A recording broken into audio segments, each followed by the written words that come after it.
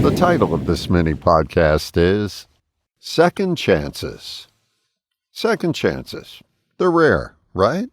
Or maybe not even real if you go by what Will Rogers said. You never get a second chance to make a first impression. That's a pretty definitive never. But then there's the grasshopper who pushes back a little. If you're drawing breath, you still have an opportunity at a second chance. And honestly, that feels closer to real life. Because here's a thought that popped into my head. The only people who don't get second chances are the ones who died taking the first one. So maybe second chances aren't rare. Maybe we just don't know how to get them. Even the fictional character Jack Bauer, not exactly a self-help guru, put it pretty plainly. Part of getting a second chance is taking responsibility for the mess you made in the first place. Yeah, that part.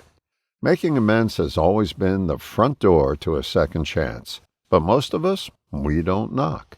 Why is that? My guess is we are more afraid of the reaction than we are interested in the opportunity. And underneath that fear is something really simple. We don't want to be wrong.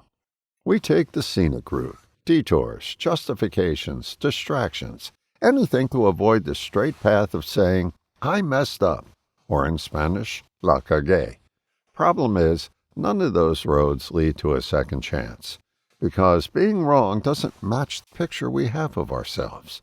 Somewhere along the way, we started believing that we are our beliefs. And one of those beliefs, I'm not wrong. So when we are wrong, it just doesn't sting. It threatens our whole perceived identity. But here's the reality. You're just as likely to be wrong as you are right.